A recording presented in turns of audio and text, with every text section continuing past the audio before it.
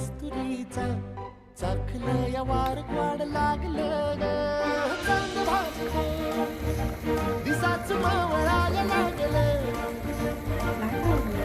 आस लागली मनात कळवायला लागलं याड लागलं ग याड लागलं ग रंगलं तुझ्यात याड लागलं ग वास येऊ साथी कस्तुरीचा छान.